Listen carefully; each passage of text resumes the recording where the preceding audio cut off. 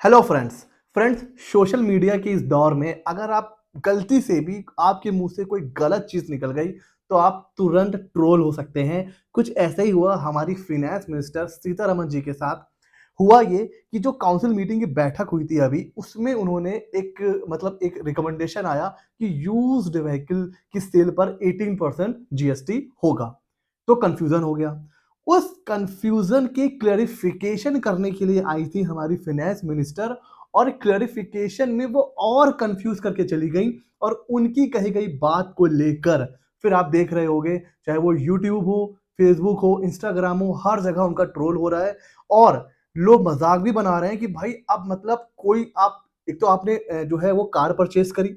अब car purchase करने के बाद आप उसको बेच रहे हो लॉस पर और लॉस पर बेचने के बाद अब आपको उसको 18% जीएसटी भी पे करना है। मतलब एक तो आप पुरानी कार बेचते हो तो लॉस पे ही बेचोगे, अब उस लॉस पे भी जीएसटी पे करना है। कंफ्यूजन हुआ क्यों?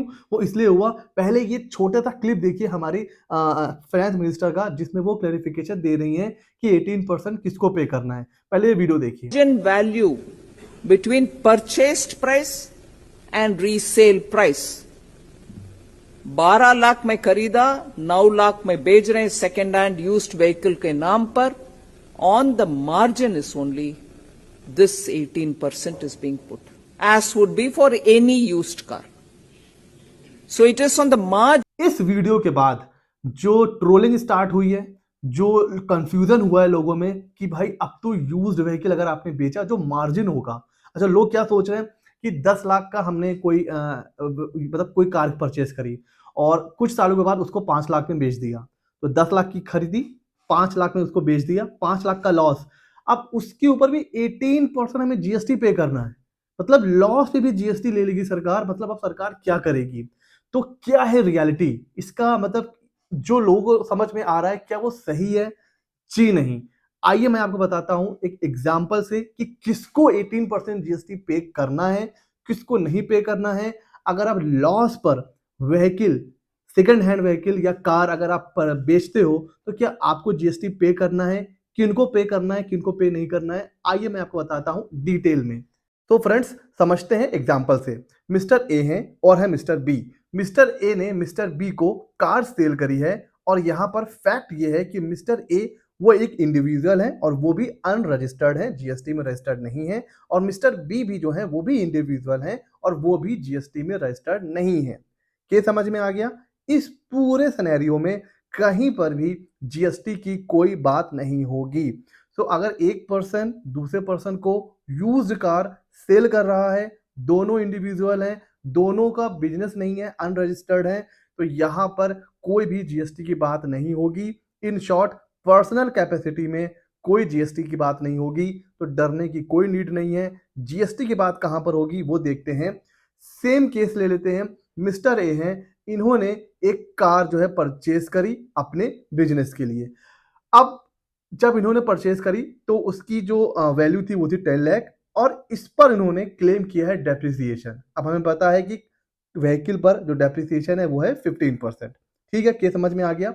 मिस्टर ए ने अपने बिजनेस के लिए कार परचेज करी 10 लाख की, डेप्रिसिएशन 15%।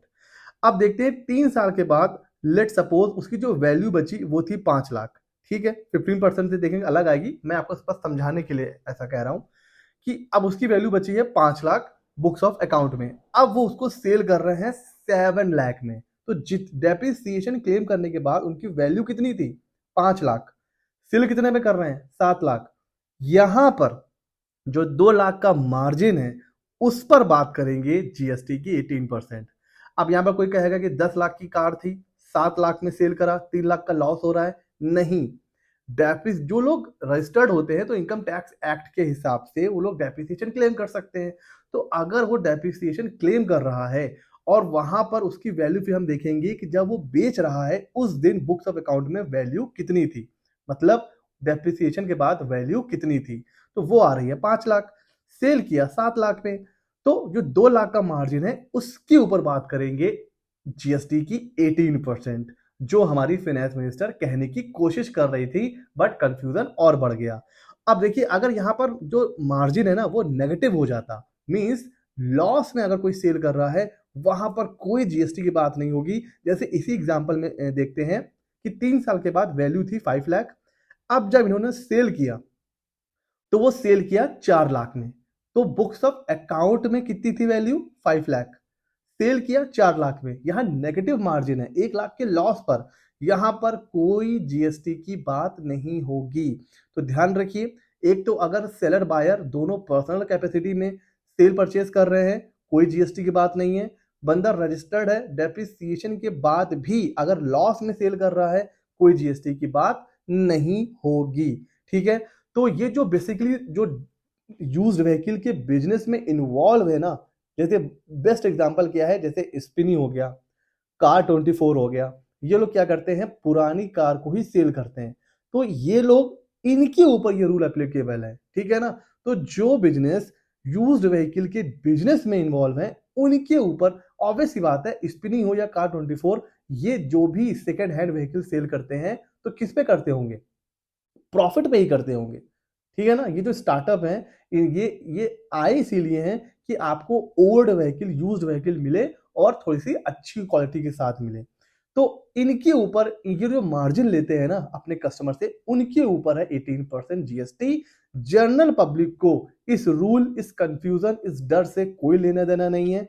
आपने कार खरीदी अपने पर्सनल यूज के लिए और कुछ सालों के बाद उसको बेच दिया, कोई टेंशन नहीं है, आपको जीएसटी की कोई टेंशन नहीं लेनी है। समझ में आ गया किनको लेना है, किनको पे करना है, किनको नहीं पे करना है। तो ये जो कंफ्यूजन है, ये जो सोशल मीडिया पे मीम बन रहे हैं, देखिए जो लोग मीम बनाते हैं उनको चाहिए बस क्या, थोड़ा सा फन। वो ना पढ़ते हैं ना समझते हैं। बट आपने क्या कर रखा है, आपने सीए मित्र 24 को सब्सक्राइब कर रखा है, तो आपको ऐसे मीम ना देखने हैं ना शेयर करने हैं। हाँ, अगर आपने सब्सक्राइब नहीं किया तो भैया सब्सक्राइब कर लीजिए, कहीं ऐसा ना हो कल को आपका भी मीम बन जाए। इससे बचने के लिए हमारे चैनल को सब्सक्राइब कर लीजिए। मिलते हैं अगले नॉलेजेबल वीडियो में।